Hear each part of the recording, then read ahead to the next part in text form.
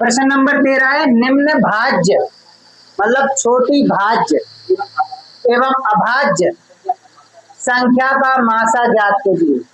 यानी कि निम्नतम छोटी जो भाज्य संख्या है तो अभाज्य संख्या है, उनका क्या करना है, मासा। तो सबसे छोटी भाज्य क्या है? हाँ, भाज्य संख्याएं क्या होती हैं? 4, 6, 9, 10 डॉट डॉट डॉट, ये भाज्य संख्याएं हैं। तो अभाज्य कौन सी है? अभाज्य 2 से शुरू होते, 2, 3, 5, 7 डॉट डॉट डॉट। तो भाज्य सबसे छोटी लेना है, सॉरी भाज्य अभाज्य लेना, भाज्य भी लेना है और अभाज्य भी लेना है। तो भाज्य 4 हो गई, अभाज्य हो गई 2, इनका निकालना है मासा। ठीक है, इनका क्या निकालना है, मासा। तो 2 से काटो 2, 2 और इसको 2 से काटो 1। ठीक है, तो 4 के गुणनखंड हो गए 2 गुणे 2 यानी 2 की घात 2, और 2 के गुणनखंड हो गए 2 की घात 1 यानी 2 की घात 1। एचसीएफ बराबर, समझ में नहीं आ रहा क्या? स्पीड में हो गएगा जल्दी। देखो ये भाज्य संख्याएं हैं, ये भाज्य लिखा है और भाज्य संख्याओं में 4, 6, 9, 10 डॉट डॉट डॉट इनफाइनाइट तक। तो अभाज्य संख्या 2, 3, 5, 7 डॉट डॉट इनफाइनाइट। तो हमें सबसे छोटी है 4 और सबसे छोटी है 2, ये भाज्य है ये अभाज्य, इनका मासा निकालना है। तो हमने गुणनखंड किए, ये गुणनखंड आए, एचसीएफ में कॉमन लेते हैं और छोटी घात वाला लेते हैं। तो दोनों में कॉमन 2 ही है और छोटी घात वाला 2 की घात 1 यानी एचसीएफ बराबर कितना हो गया, 2। चलो इधर देखो, प्रश्न नंबर 14 है, अंक गणित की आधारभूत प्रमेय का प्रयोग करके। अब देखना नया नाम लग रहा होगा सुनने में, अंक गणित की आधारभूत प्रमेय, ये कौन सी है? उसका प्रयोग करके 120 और 144 का एलसीएम एवं एचसीएफ ज्ञात करना है। तो लासा और मासा ज्ञात करना है अंक गणित की आधारभूत प्रमेय। जो अंक गणित की आधारभूत प्रमेय है वो अभाज्य गुणनखंड विधि है। ठीक है, कौन सी है? अभाज्य गुणनखंड विधि। तो अपन लोगों को अभाज्य गुणनखंड विधि से हल करना है, अभाज्य गुणनखंड विधि, यही है अंक गणित की आधारभूत प्रमेय। तो हम इसको काटते हैं, 120 के अलग गुणनखंड कर रहे हैं और 144 के अलग गुणनखंड कर रहे हैं। 2 से काटो तो ये 60 आ जाएंगे, 2 से काटो ये 30 आ जाएंगे, और 2 का भाग दो तो ये आ जाएंगे 15। पर 2 से कटेंगे नहीं, ये 3 से कटेंगे तो 5 15 और ये 5 से कटेगा तो 1। और 120 के जो अभाज्य गुणनखंड आए हैं 2 कितनी बार है, 3 बार। तो 2 की घात 3 लिख दो, और 3 एक बार है और 5 भी एक बार है। ठीक है, और 144 के अभाज्य गुणनखंड करते हैं तो 2 से काटो तो कितना आएगा, 72। 2 का भाग दो तो आएगा 36, और 2 का भाग दिया तो आया 18, और 2 का भाग दिया है तो 9, और 3 का भाग दिया तो 1, और 3 का भाग 3 का भाग दिया तो 3, और 3 का भाग दिया तो 1, 3 का 9। ठीक है, ये गुणनखंड हो गए। तो 144 के जो गुणनखंड आए हैं वो आए हैं 2 की घात 4 गुणे 3 की घात 2, यही आए हैं। ठीक है, अब हम एचसीएफ निकालें तो एचसीएफ बराबर क्या होता है, एचसीएफ जब निकालना हो तो पहले तो उभयनिष्ठ लेते हैं, उभयनिष्ठ और छोटी घात। एचसीएफ के लिए क्या करते हैं, उभयनिष्ठ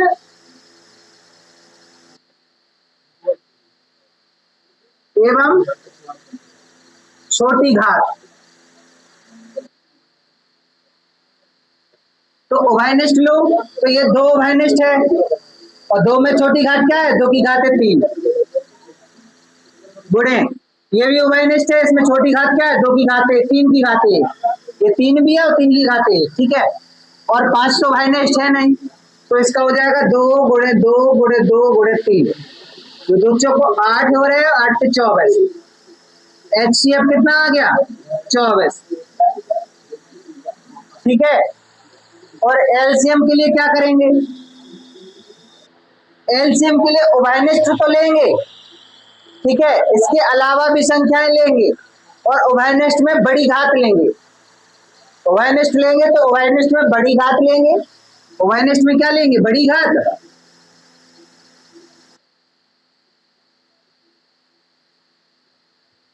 उभयनिष्ठ में बड़ी घात क्या है? 2 की घात 4,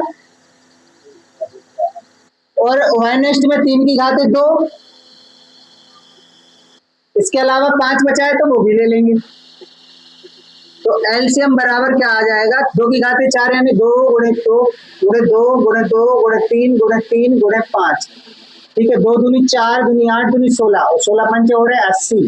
तो 80 9 9 8 72 720। तो एलसीएम बराबर कितना आ जाएगा?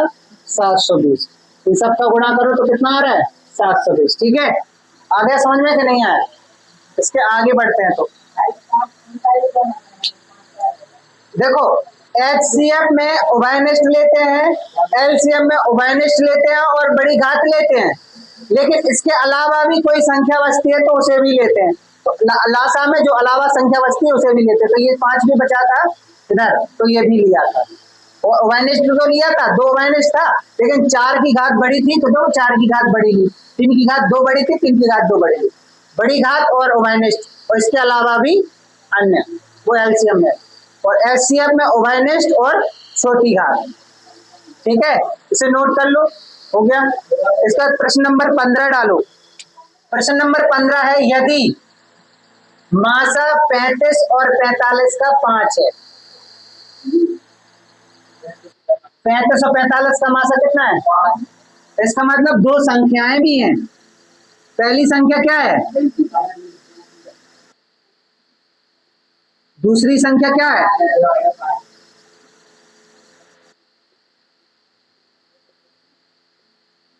मासा भी दिया है। मासा कितना दिया है? लासा 35 और 45 का इतना है। लासा भी दिया है। लासा कितना दिया है? 63 गुणे 1।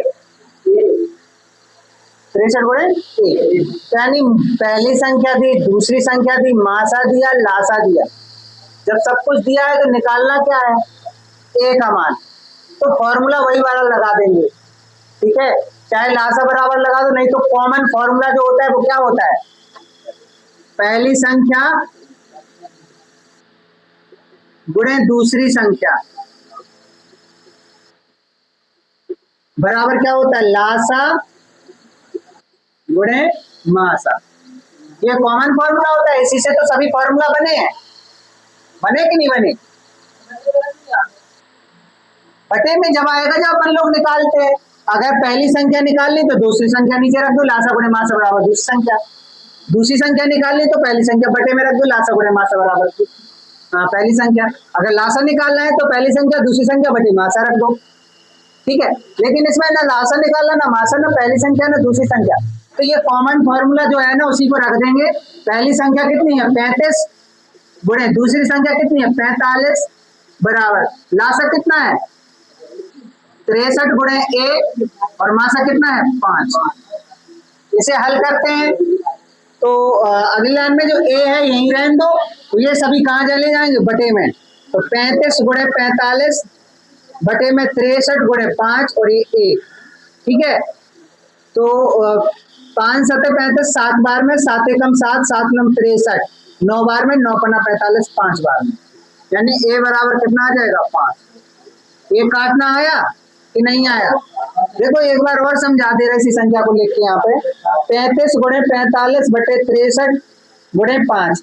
5 का 5 एकम 5, 5 7 35, 7 बार में कटा, तो 7 एकम 7, 7 नम 63, 9 बार में कटा, 9 एकम 9, 9 पन्ना 45, 5 बार में। इसका मतलब ऊपर 5 आया, तो ए का मान क्या आ गया? 5 आ गया। ठीक है, नोट कर लो इसे। देखो प्रश्न नंबर 16 है, यदि संख्याओं ए और बी का मासा 12 है। संख्याएं ए और बी का मासा कितना है? ठीक है, मासा 12 दिया है। एक चीज पता, और इन संख्याओं का गुणनफल 3600 है। इसका मतलब दोनों संख्याएं जो है ना, पहली संख्या और दूसरी संख्या, इनका गुणनफल कितना है? 3600। तो क्या कहा है, इन संख्याओं, संख्या ए और बी थी ना, यानी ए गुणे बी बराबर कितना है 36। दोनों संख्याओं का गुणनफल कितना है 3600 है। पहली संख्या ये, दूसरी बी, इन संख्याओं का गुणनफल कितना है 36। उसमें लिखा है, अगर सवाल को पढ़ो, मासा 12 दिया था 12 लिखा, गुणनफल 3600 दिया था 36 लिखा। निकालना क्या है लासा, तो लासा बराबर क्या होता है, पहली संख्या गुणे दूसरी संख्या बटे मासा।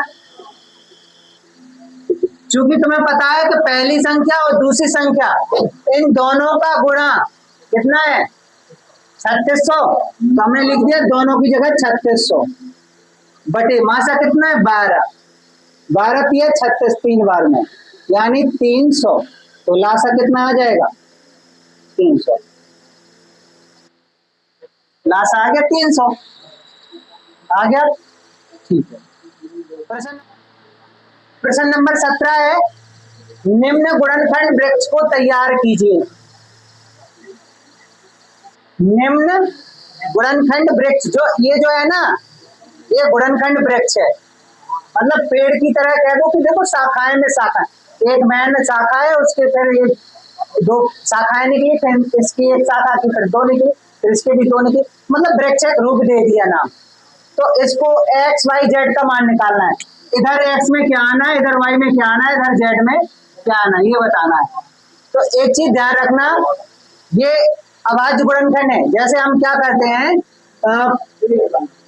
32 को काटते हैं, तो हम 2 से आया 16, 2 से आया 8, 2 से आया 4 और 2 से आया 2 और 2 से आया 1, तो हम क्या करेंगे 32 को 2 हिस्सों में बांट दे रहे, तो एक तो आया 2 और एक आया 16, तो इधर लिख देंगे 2 और इधर लिख दिया 16। फिर हमने 16 को काटा, सो फिर 2 8 आया, तो इधर लिख देंगे 2 और इधर लिख देंगे 8। फिर 8 को काटो तो कितने आ जाएंगे 2 4, फिर 4 को काटो तो 2 2। तो इसी प्रकार ये गुणनखंड वृक्ष बना है, तो ये भी किसी का बना है, वो संख्या पता लगेगी तो वो x आएगा। तो हमें क्या पता चलता है कि 2 का 2 का गुणा करो तो 4 आ जाता है, तो इस 4 का और 2 का गुणा करो तो 8 आ जाता है, इस 8 का और 2 का गुणा करो तो 16 आ जाता है, तो 16 का 2 का गुणा करो तो 32 आ जाता है। तो इसका मतलब है कि इन दोनों का गुणा करेंगे तो 371 आएगा।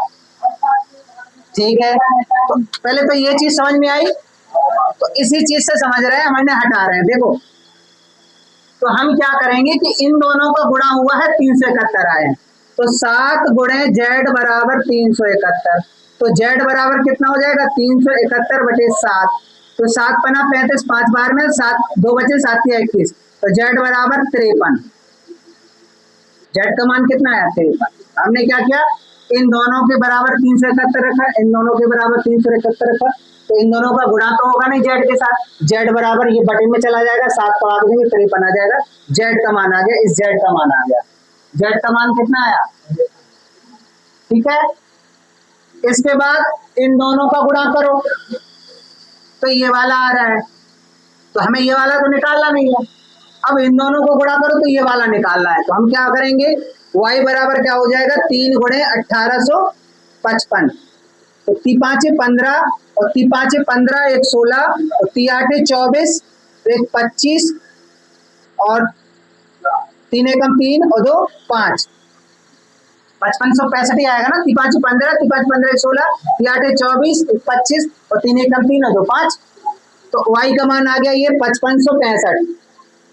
अब x का मान निकालना है, तो x बराबर क्या होगा 2 गुणे y, 2 गुणे y, x बराबर 2, y का मान कितना है 5565, गुणा कर दो तो कितना आ जाएगा 2 पंचे 10 का 0, 2 छिक्के 12 1 13 और 2 पंचे 10 11 और 2 पंचे 10 11 11 130 है, तो x बराबर आ गया 11 130।